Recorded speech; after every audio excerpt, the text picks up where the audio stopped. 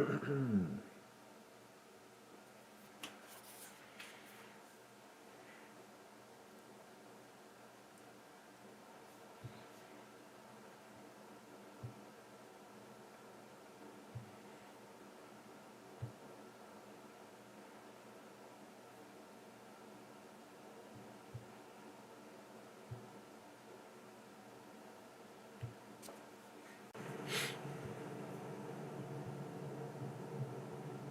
hello, hello.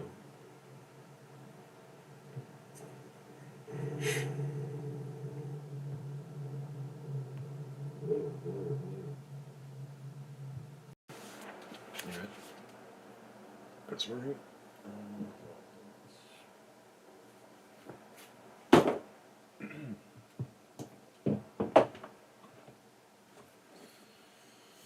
Alrighty.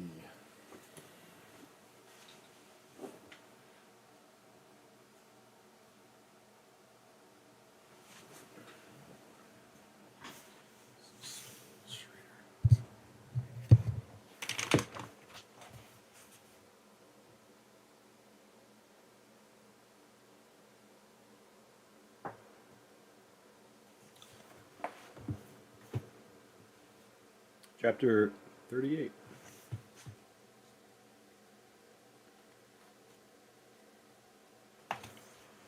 They were in the cave, and the men were standing before the fire. Maria was fanning. Pilar had coffee ready in a pot. She had not gone back to bed at all since she had roused Robert Jordan, and now she was sitting on a stool in the smoky cave, sewing the rip in one of Jordan's packs. The other pack was already sewed. The firelight lit up her face. "Take more of the stew," she said to Fernando. "What does it matter if thy belly should be full? There is no doctor to operate if you take a goring." "Don't speak that way, woman," Augustine said. "Thou hast the tongue of the great whore." He was leaning on the automatic rifle, its legs folded close against the fretted barrel. His pockets were full of grenades. A sack of pans hung from one shoulder, and a full bandolier of ammunition hung over the other shoulder. He was smoking a cigarette, and he held a bowl of coffee in one hand and blew smoke onto its surface as he raised it to his lips. "Thou art a walking hardware store," Pilar said to him.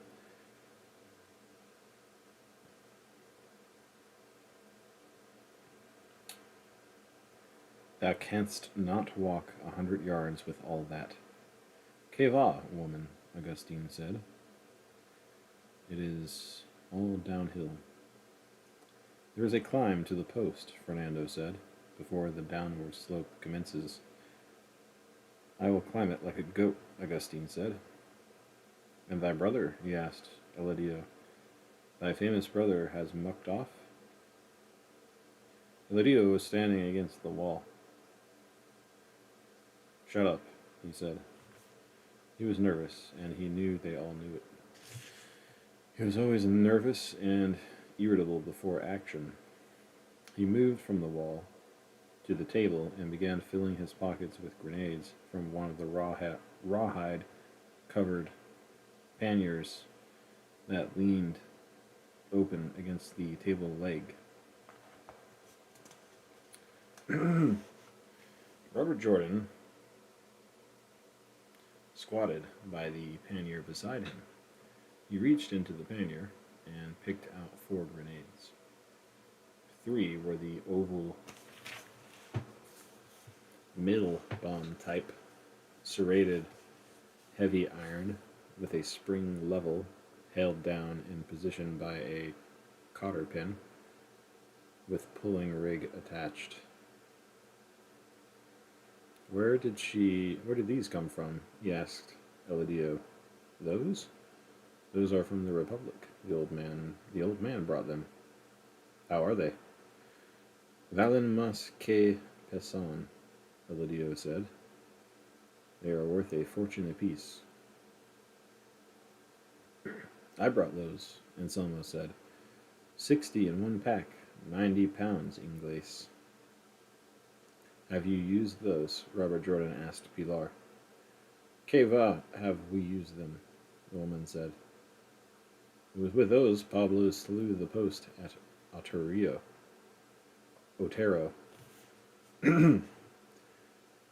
When she mentioned Pablo, Augustine started cursing. Robert Jordan saw the look on Pilar's face in the firelight. Leave it, she said to Augustine sharply. It does no good to talk. Have they always exploded? Robert Jordan held the gray-painted grenade in his hand, trying the bend of the cotter pin with his thumbnail. Always, Eladio said. There was not a dud in any of that lot we used. And how quickly? In the distance one can throw it. Quickly enough. And these? He held up a soup tin-shaped bomb with a tape wrapping around a wire loop. They are a garbage, Eladio told him. They blow, yes, but it is all a flash, and no fragments. Do they always blow? Que va, always, Pilar said. There is no always, either with our munitions or theirs. But you said the others always blew? You said the others always blew. Not me, Pilar told him. You asked another, not me. I have seen no always in any of that stuff. They all blew, Eladio insisted. Speak the truth, woman. How do you know they all blew? Pilar asked him. It was Pablo who threw them. You killed no one at Otero. That son of the great whore, Augustine began. Leave it alone, Pilar said sharply. Then she went on. They are all much the same, Ingles, but the corrugated ones are more simple. I'd better use one of each on each set, Robert Jordan thought. But the serrated type will lash easier and more accurately, more securely. Are you going to be throwing bombs, Ingles? Augustine asked. Why not? Robert Jordan said. But crouched there, sorting out the grenades, what he was thinking was, it is impossible. How I could have deceived myself about it, I do not know. We were as sunk when they attacked Sordo as Sordo was sunk when the snow stopped. It is that you can't accept it. You have to go on and make a plan that you know is impossible to carry out. You made it, and now you know it is no good. It's no good now, in the morning. You can take either of the posts, absolutely okay, with what you've got here. But you can't take them both. You can't be sure of it. I mean, don't deceive yourself. Not when the daylight comes. Trying to take them both will never work. Pablo knew that all the time. I suppose he always intended to muck off, but he knew we were cooked when Sordo was attacked. You can't base an operation on the presumption that miracles are going to happen. You will kill them all off, and not even get your bridge blown if you have nothing better than what you have now.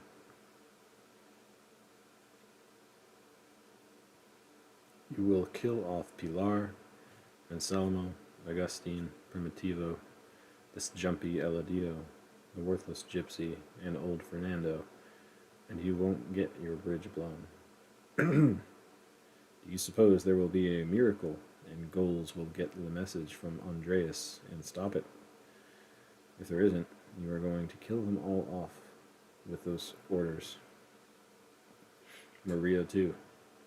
You'll kill her, too, with those orders. Can't you even get her out of it? God damn Pablo to hell, he thought. No, don't get angry. Getting angry is as bad as getting scared. But instead of sleeping with your girl, you should have ridden all night through these hills with the woman to try to dig up enough people to make it work.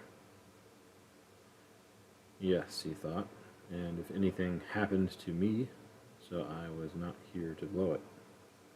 Yes, that. That's why you weren't out, and you couldn't send anybody out, because you couldn't run a chance of losing them and being short one more. You had to keep what you had and make a plan to do it with them. But your plan stinks. It stinks, I tell you. It was a night plan, and it's morning now. Night plans aren't any good in the morning. What you think at night is no good in the morning. So now you know it is no good. What if John Mosby did get away with things as impossible as this? Sure he did. Much more difficult. And remember, do not undervaluate the element of surprise. Remember that. Remember, it isn't goofy if you can make it stick. But that is not the way you are supposed to make it. You should make it not only possible, but sure. Look at how it all has gone. Well, it was wrong in the first place, and such things accentuate disaster as a snowball rolls up wet snow. He looked up from where he was squatted by the table and saw Maria, and she smiled at him. He grinned back with the front of his face and selected 4 more grenades and put them in his pockets. I could unscrew the detonators and just use them, he thought.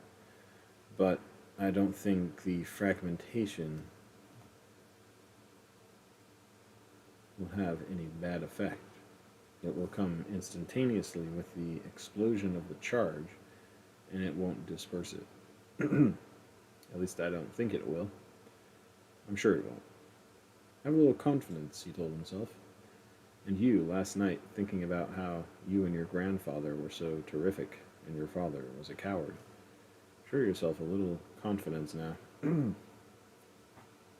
He grinned at Maria again, but the grin was still no deeper than the skin that felt tight over his cheekbones and his mouth.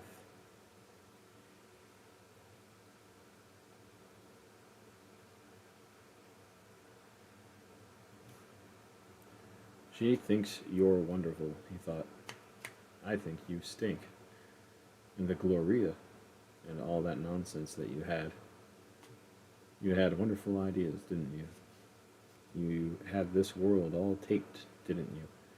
To hell with all of that. Take it easy, he told himself. Don't get into a rage. That's just a way out, too. There are always ways out. You've got to bite on the nail now. There isn't any need to deny everything there's been just because you are going to lose it. It would be like some damned snake with a broken back biting at itself. And your back isn't broken either, you hound. Wait until you're hurt before you start to cry. Wait until the fight before you get angry. There's lots of time for it in a fight. It will be some use to you in a fight. Pilar came over to him with the bag. It is strong now, she said. Those grenades are very good in Glace. You can have confidence in them. How do you feel, woman? She looked at him, and shook her head and smiled. He wondered how far into her face the smile went. It looked deep enough. Good, she said. Dentro de la gravedad. And then she said, squatting by him, how does it seem to thee now that it is really starting?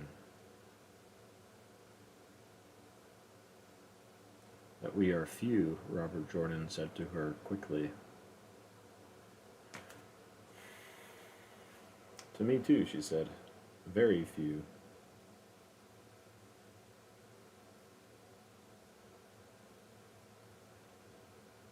Then she came still to him alone.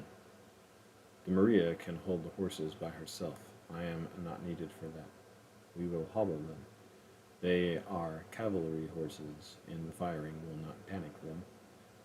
I will go to the lower post and do that which was the duty of Pablo. In this way we are one more. Good, he said. I thought you might wish to. Nay, Inglés, Pilar said, looking at him closely. Do not be worried. All will be well. Remember, they expect no such thing to come to them. Yes, Robert Jordan said. One other thing, Inglés, Pilar said as softly as her harsh whisper could be soft. And that thing of the hand. What thing of the hand? He said angrily. Nay, listen, do not be angry, little boy. In regard to that thing of the hand, that is all gypsy nonsense that I make to give myself an importance. There is no such thing. Leave it alone, he said coldly. Nay, she said harshly and lovingly. It is just the lying nonsense that I make. I would not have thee worry in the day of battle. I am not worried, Robert Jordan said. Yes, Inglés, she said, thou art very worried.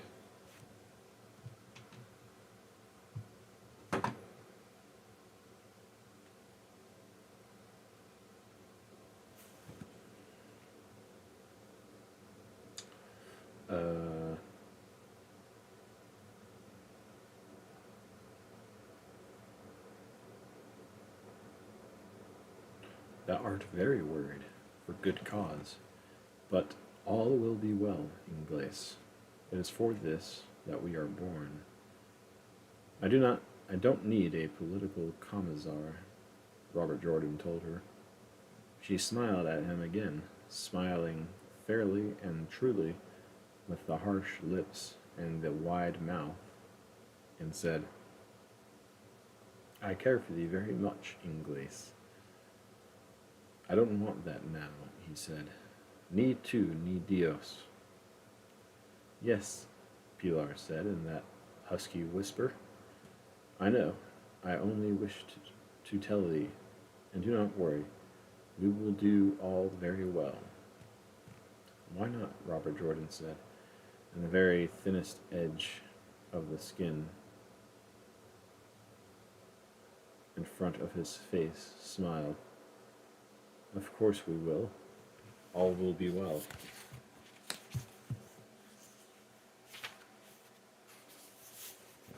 When do we go? Pilar asked. Robert Jordan looked at his watch. Any time, he said. He handed one of the packs to Anselmo. How are you doing, old one? He asked. The old man was finishing whittling the last of a pile of wedges he had copied for a model Robert Jordan had given him. These were extra wedges, in case they should be needed. Well, the old man said and nodded. So far, very well. He held his hand out. Look, he said, and smiled. His hands were perfectly steady. Bueno, y qué? Robert Jordan said to him. I can always keep the whole hand steady. Point with one finger. Anselmo pointed. The finger was trembling. He looked at Robert Jordan and shook his head. Mine too, Robert Jordan showed him. Always. That is normal. Not for me, Fernando said. He put his right forefinger out to show them, then the left forefinger. Canst thou spit? Augustine asked him, and winked at Robert Jordan. Fernando hawked and spat proudly onto the floor of the cave, then rubbed it in the dirt with his foot. You filthy mule, Pilar said to him, spit in the fire if thou must vaunt thy courage. I would not have spat on the floor, Pilar, if we were not leaving this place, Fernando said primly. Be careful where you spit today, Pilar told him. It may be some place you will not be leaving. That one speaks like a black cat, Augustine said. He had the nervous necessity to joke that is another form of what they all felt. I joke, said Pilar. Me too, said Augustine. But me cajo en la leche. But I will be content when it starts. Where is the gypsy? Robert Jordan asked Eladio. With the horses, Eladio said. You can see him from the cave mouth. How is he? Eladio grinned. With much fear, he said. It reassured him to speak of the fear of another. Listen, Inglés, Pilar began. Robert Jordan looked toward her to speak. Robert Jordan looked toward her, and as he did, he saw her mouth open, and the unbelieving look came on her face. And he swung toward the cave mouth, reaching for his pistol.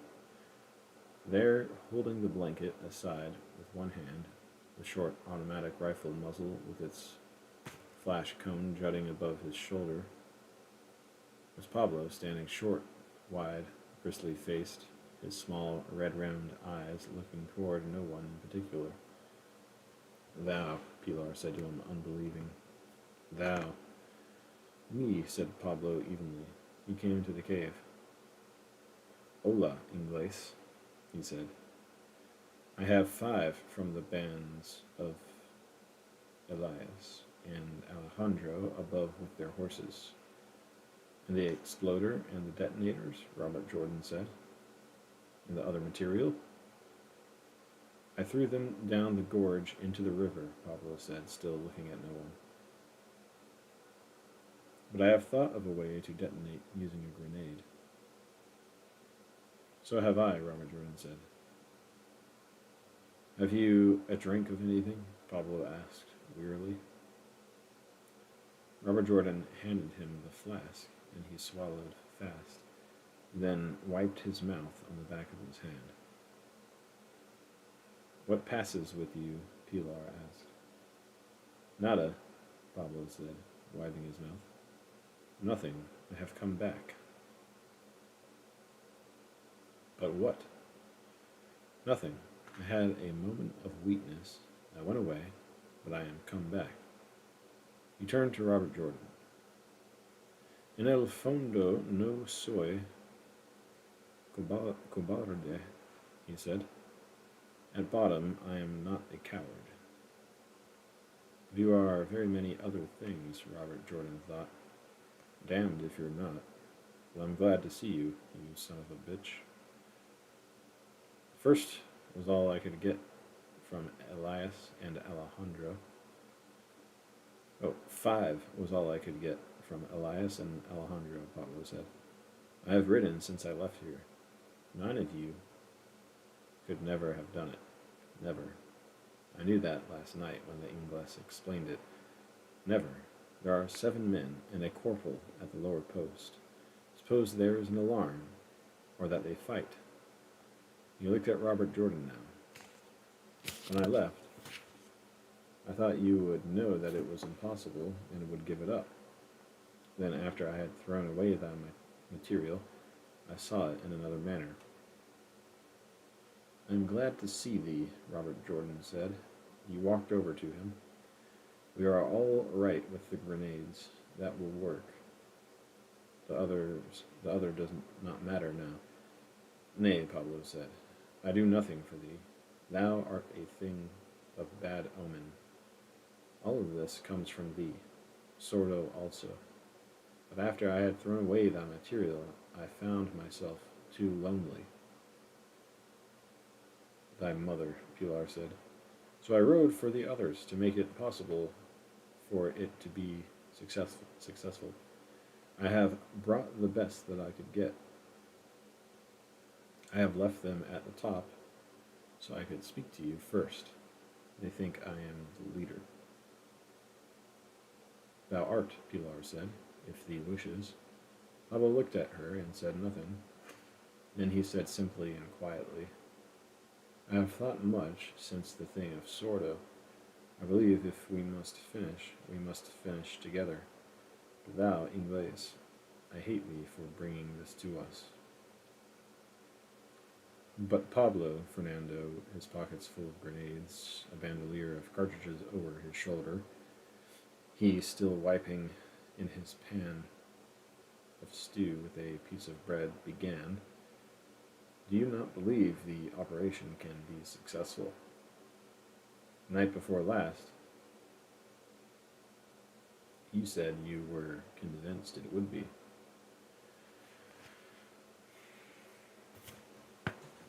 Give him some more stew, Pilar said viciously to Maria. Then to Pablo, her eyes softening. So you have come back, eh? Yes, woman, Pablo said. Well, thou art welcome, Pilar said to him. I did not think thou couldst be the ruin thou appeared to be. Having done such a thing, there is a loneliness that cannot be borne, Pablo said to her quietly. That cannot be borne, she mocked him. That cannot be borne by thee for 15 minutes. Do not mock me, woman. I have come back. And thou art welcome, she said. Didst not hear me the first time? Drink thy coffee and let us go. So much theater tires me. Is that coffee? Pablo asked. Certainly, Fernando said. Give me some, Maria, Pablo said. How art thou? He did not look at her. Well, Maria told him, and brought him a bowl of coffee. Do you want stew? Pablo shook his head. No me gusta estar solo, Pablo went on explaining to Pilar, as though the others were not there. I do not like to be alone. ¿Sabes? Yesterday, all day, alone, working for the good of all, I was not alone, but last night, hombre, que mal lo pasé. Thy predecessor, the famous Judas Iscariot, hanged himself, Pilar said. Don't talk to me that way, woman, Pablo said. Have you not seen? I am back. Do not talk of Judas, nor nothing of that. I am back. How are these people we brought? Pilar asked him. Hast brought anything worth bringing? Son buenos, Pablo said. He took a chance and looked at Pilar squarely, then looked away. Buenos y bobos. Good ones and stupids. Ready to die and all. Tu gusto. According to thy taste. The way you like them. Pablo looked Pilar in the eyes again, and this time he did not look away. He kept on looking at her squarely with his small, red-rimmed pig eyes. Thou, she said, and her husky voice was fond again. Thou, I suppose if a man has something once, always something of it remains. Listo, Pablo said, looking at her squarely and flatly now. I am ready for what the day brings. I believe thou art back, Pilar said to him. I believe it, but hombre, thou wert a long way gone. Lend me another swallow from thy bottle, Pablo said to Robert Jordan, and then let us be going.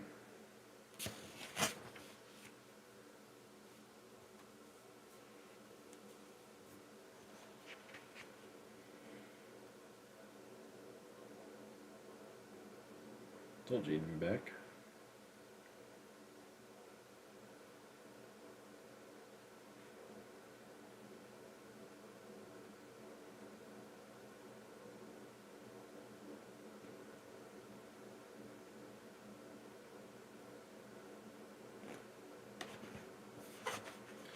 $39, $40, $41, $42.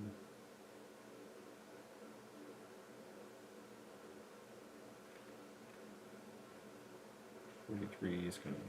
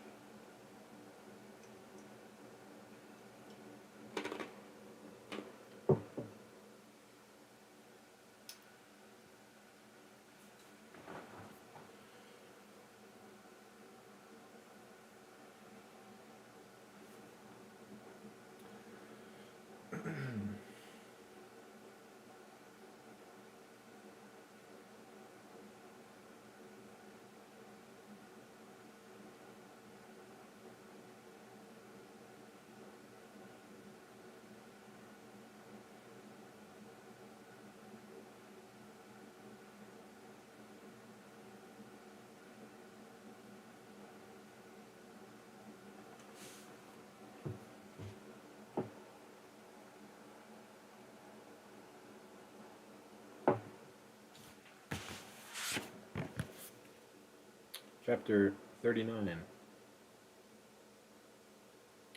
In the dark, they came up the hill, through the timber, to the narrow paths at the top.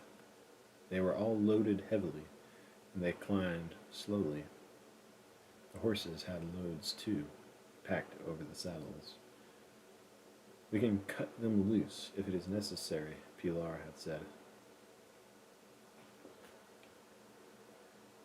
But with that, if we can keep it, we can make another camp. And the rest of the ammunition? Robert Jordan had asked as they lashed the packs. In those saddlebags. Robert Jordan felt the weight of his heavy pack, the dragging on his neck from the pull of his jacket with its pockets full of grenades, the weight of his pistol against his thigh, and the bulging of his trouser pockets where the clips for the submachine gun were.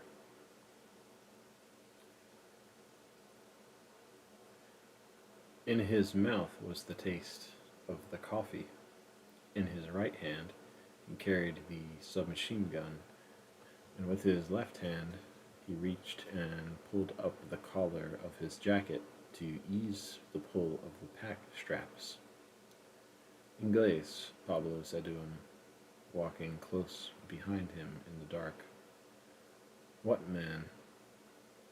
These I have brought think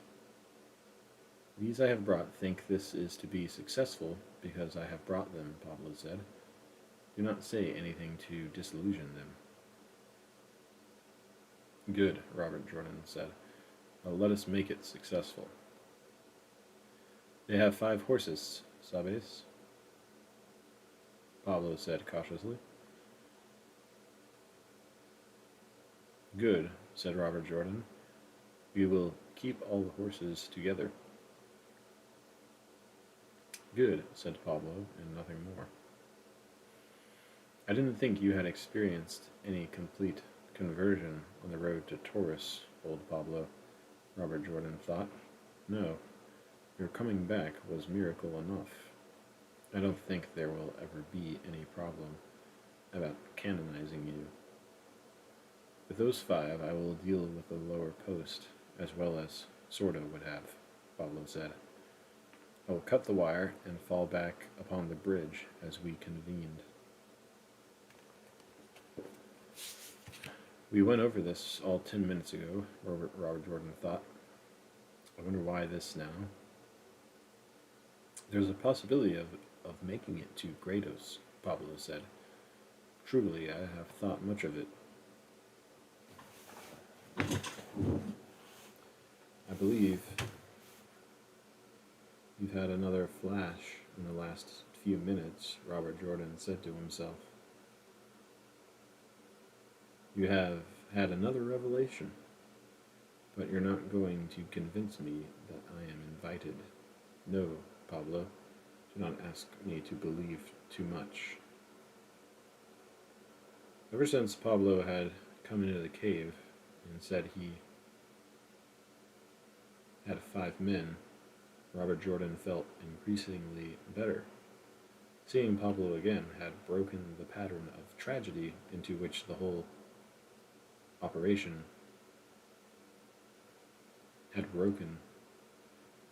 had seemed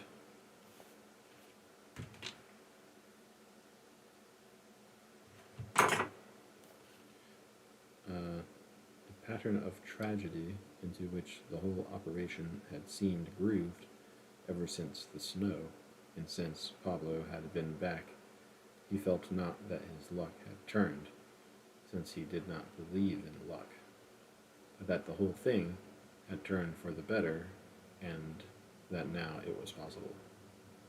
Instead of the surety of failure, he felt confidence rising in him, as a tire begins to fill with air from a slow pump. There was little difference at first, although there was a definite beginning, as when the pump starts and the rubber of the tube crawls a little. But it came now as steadily as a tide rising or the sap rising in a tree, until he began to feel the first edge of that negation of apprehension that often turned into actual happiness before action. This was the greatest gift that he had, the talent that fitted him for war, that ability not to ignore, but to despise whatever bad ending there could be. This quality was destroyed by too much responsibility for others, or the necessity of undertaking something ill-planned or badly conceived. For in such things, the bad ending, failure, could not be ignored. It was not simply a possibility of harm to one's self, which could be ignored. He knew he himself was nothing, and he knew death was nothing. He knew that as truly as he knew anything. In the last few days, he had learned that he himself, with another person, could be everything.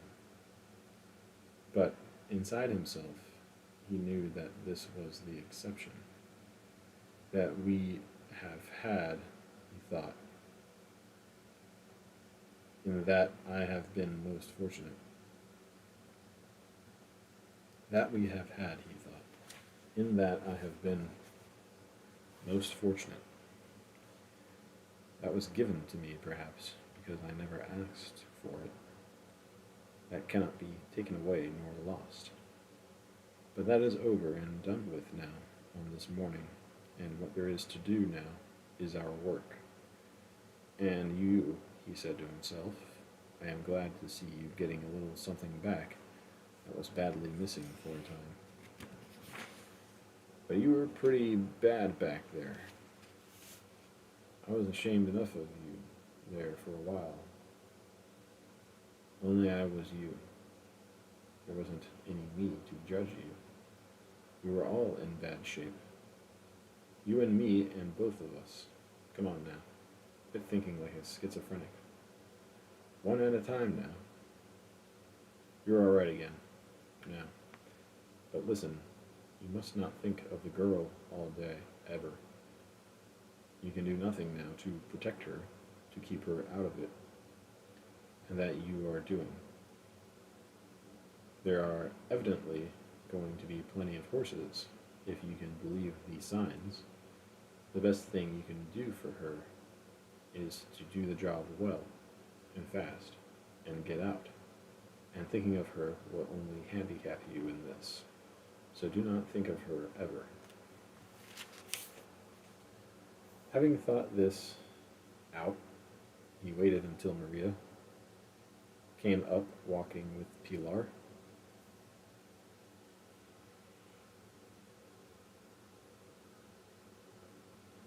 And Raphael and the horses. Hi, Guapa, he said to her in the dark. How are you? I am well, Roberto, she said. Don't worry about anything, he said to her, and shifting the gun to his left hand, he put a hand on her shoulder. I do not, she said. It is all very well organized, he told her. Raphael will be with thee with the horses. I would rather be with thee. Nay, the horses is where thou art most useful. Good, she said. There I will be. Just then, when the horses whinnied, and from the open place below the opening through the rocks, a horse answered, the neigh rising into a shrill, sharply broken quaver. Robert Jordan saw the bulk of new horses ahead in the dark. He pressed forward and came up to them with Pablo. The men were standing by their mounts. Salud, Robert Jordan said. Salud, they answered in the dark. He could not see their faces. This is the Inglés who comes with us, Pablo said. The dynamiter. No one said anything to that. Perhaps they nodded in the dark. Let us get going, Pablo, one man said. Soon we will have the daylight on us. Did you bring any more grenades? Another asked. Plenty, said Pablo. Supply yourself when we leave the animals. Then let us go, another said. We've been waiting here half the night. Hola, Pilar, another said as the woman came up. Que me matin. Que me matin. If it is not Pepe, Pilar said huskily. How are you, shepherd? Good, said the man. Dentro de la gravedad. What are you riding? Pilar asked him. The gray of Pablo, the man said. It is much horse. Come on, another man said. Let us go. There is no good in gossiping here. How art thou, Alicio? Pilar said to him as he mounted. How would I be? He said rudely. Come on, woman, we have work to do. Pablo mounted the big bay horse. Keep thy mouths shut and follow me, he said. I will lead you to the place where we will leave the horses.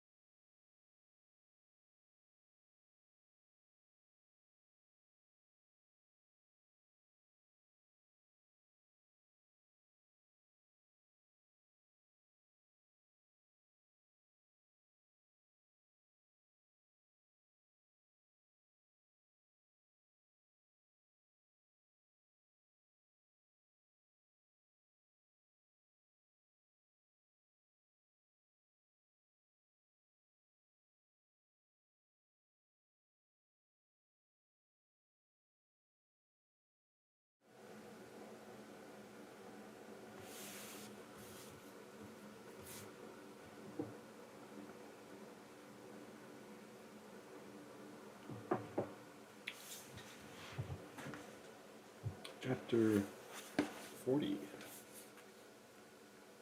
During the time that Robert Jordan had slept through, the time he had spent planning the destruction of the bridge, and the time that he had been with Maria, Andreas had made slow progress, until he had reached the Republican lines. He had traveled across country and through the fascist lines as fast as a countryman in good physical condition, who knew the country well, could travel in the dark. But once inside the Republican lines, it went very slowly. In theory, he should only have had to show the safe conduct given him by Robert Jordan, stamped with the seal of the SIM, and the dispatch, which bore the same seal, and be passed along toward his destination with the greatest speed. At first, he had encountered the company commander in the front line, who had regarded the whole mission with owlishly grave suspicion.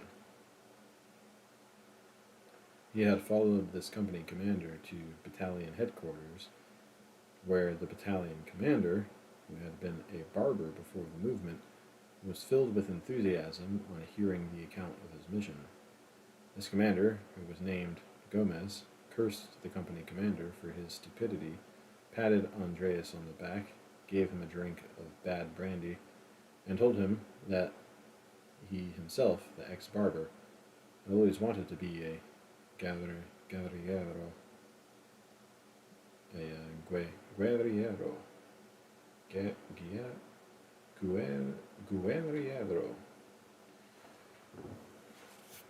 He had then roused his adjutant, turned over the battalion to him, and sent his orders to wake up and bring his motorcyclist.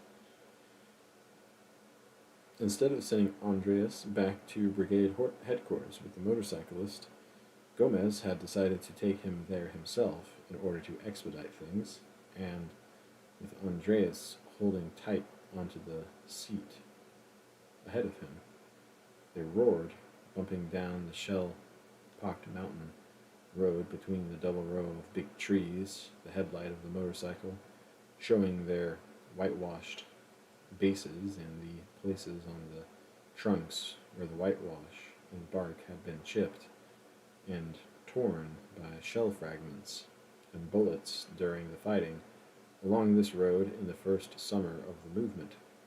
They turned into the little smashed-roofed mountain resort town where brigade headquarters was, and Gomez had braked the motorcycle like a dirt track racer and leaned it against the wall of the house where a sleepy sentry came to attention as Gomez pushed by him into the bigger room where the walls were covered with maps, and a very sleepy officer with a green eye shade sat at a desk with a reading lamp, 2 telephones, and a copy of Mundo Obrero. This officer looked up at Gomez and said, What dost thou here? Have you never heard of the telephone? I must see the lieutenant colonel, Gomez said. He is asleep, the officer said. I could see the lights of the bicycle of thine for a mile coming down the road. Dost wish to bring on a shelling? Call the lieutenant colonel, Gomez said. This is a matter of the utmost gravity. He is asleep, I tell thee, the officer said. What sort of bandit is that with thee? He nodded toward Andres. He is a guerrillero from the other side of the lines with a dispatch of the utmost importance for the General Goals, who commands the attack that is to be made at dawn beyond the Navacerrada. Navacerrada, Gomez said excitedly and earnestly. Rouse the Teniente Coronel. for the love of God. The officer looked at him with his droopy eyes shaded by the green celluloid. All of you are crazy, he said. I know of no general goals, nor of no attack. Take this sportsman and get back to your battalion. Rouse the Teniente Coronel. Teniente Coronel, I say, Gomez said, and Andreas saw his mouth tightening. Go obscenity yourself, the officer said to him lazily, and turned away. Gomez took his heavy 9mm Star pistol out of its holster and shoved it against the officer's shoulder. Rouse him, you fascist bastard, he said. Rouse him, or I'll kill you. Calm yourself, the officer said. All you barbers are emotional. Andreas saw Gomez's face draw with hate in the light of the reading lamp, but all he said was, rouse him. Orderly, the officer called in a contemptuous voice. The soldier came to the door and saluted, and he went out. His fiancée is with him, the officer said, and went back to reading the paper. It is certain he will be delighted to see you. It is those like thee who obstruct all effort to win this war, Gomez said to the staff officer. The officer paid no attention to him. Then, as he read on, he remarked as though to himself, what a curious periodical this is. Why don't you reel El Debate, then? Read? Don't you read? Well, that is your paper, Gomez said to him, naming the leading Catholic conservative organ published in Madrid before the movement. Don't forget, I am thy superior officer, and that a report by me on thee carries weight, the officer said without looking up. I never read El Debate. Never read El Debate. Do not make false accusations. No, you read ABC, Gomez said. The army is still rotten with such as thee, with professionals such as thee, but it will not always be. We are caught between the ignorant and the cynical. But we will educate the one and eliminate the other. Purge is the word you want, the officer said, still not looking up. Here it reports the purging of more of thy famous Russians. They are purging more than the Epsom salts in this epoch. By any name, Gomez said passionately, by any name so that such as thee are liquidated. Liquidated, the officer said insolently, as though speaking to himself. Another new word that has little of Castilian in it. Shot, then, Gomez said. That is Castilian. Canst understand it? Yes, man, but do not talk so loudly. There are others besides the Teniente Coronel asleep in this brigade staff, and thy emotion bores me.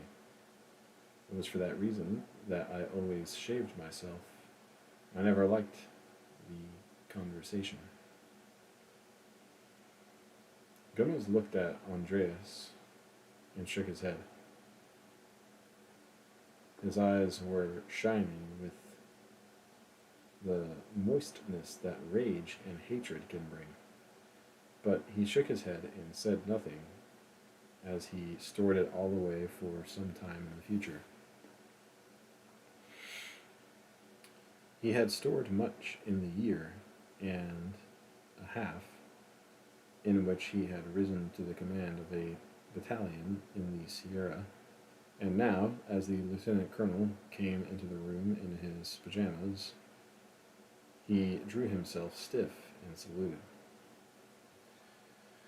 Lieutenant Colonel Miranda, who was a short, gray-faced man who had been in the army all his life, who had lost the love of his wife in Madrid while he was losing his digestion in Morocco and become a Republican when he found he could not divorce his wife.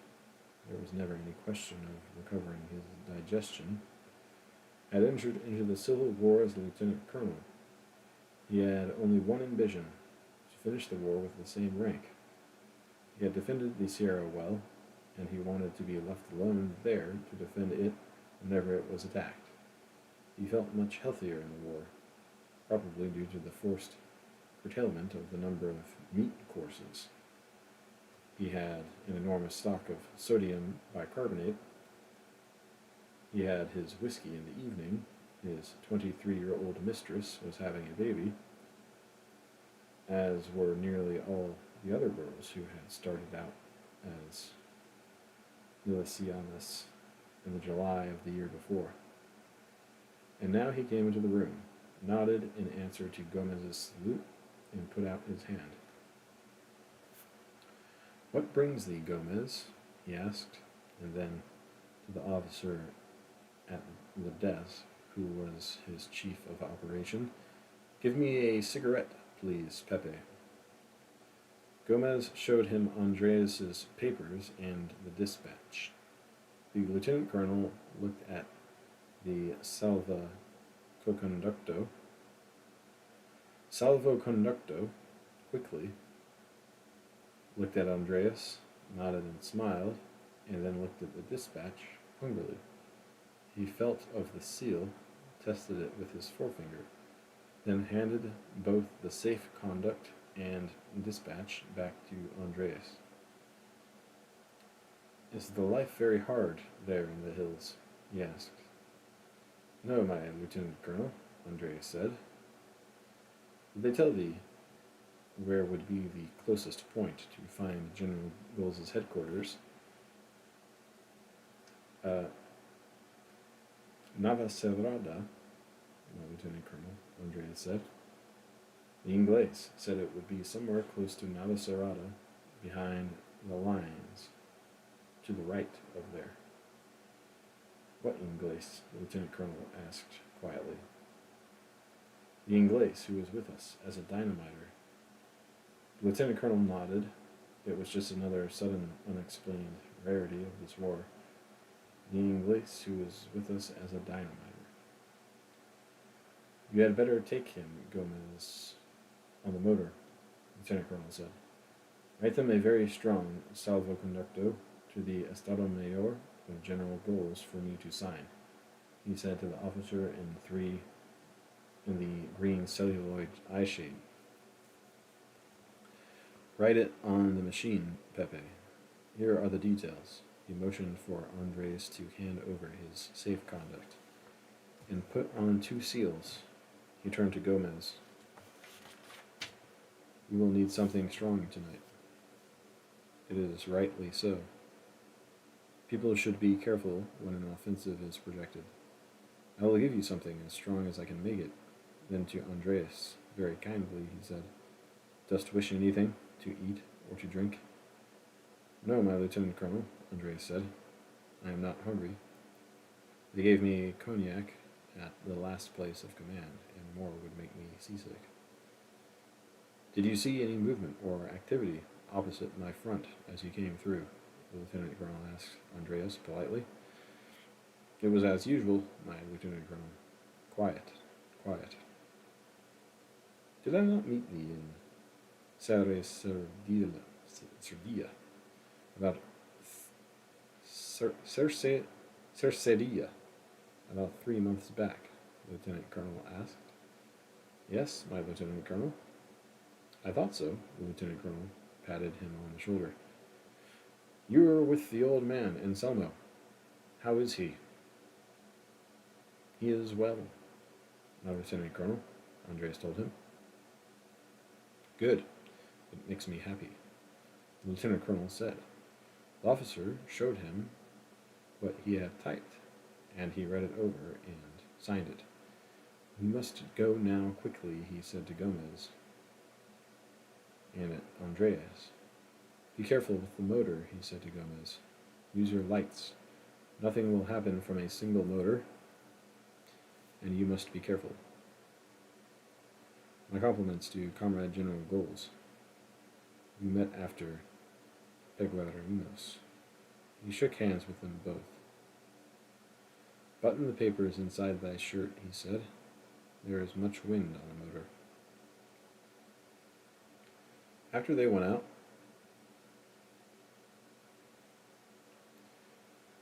he went to a cabinet, took out a glass and a bottle, and poured himself some whiskey, and poured plain water into it from an earthenware crock that stood on the floor against the wall. And holding the glass and sipping the whiskey very slowly, he stood in front of the big map on the wall and studied the offensive possibilities in the country about Navacerrada. I am glad it is Goals and not me, he said finally to the officer who sat at the table. The officer did not answer, and looking away from the map and at the officer, the lieutenant colonel saw he was asleep with his head on his arms. The lieutenant colonel went over to the desk and pushed the two phones close together so that one touched the officer's head on either side. Then he walked to the cupboard, poured himself another whiskey, put water in it, and went back to the map again. Andreas, holding tight onto the seat where Gomez was forking the motor, bent his head against the wind as the motorcycle moved noisily, exploding into the light split darkness of the country road that opened ahead, sharp with the high black of the poplars, but beside it, dimmed and yellow soft now, as the road dipped into the fog along a steam bed, sharpening hard again as the road rose, and ahead of them at the crossroads, the headlight showed the gray bulk of the empty trucks coming down from the mountains.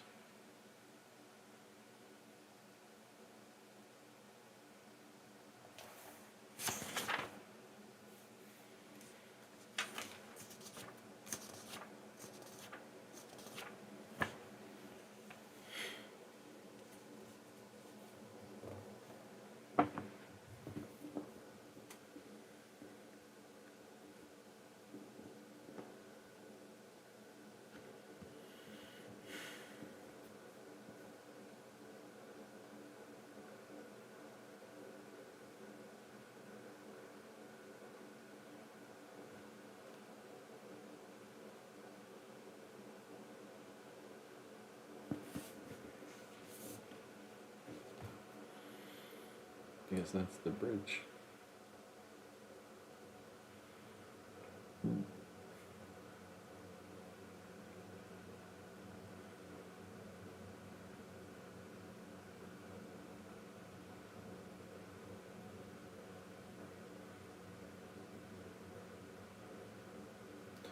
Will they be able to blow it? Time will tell.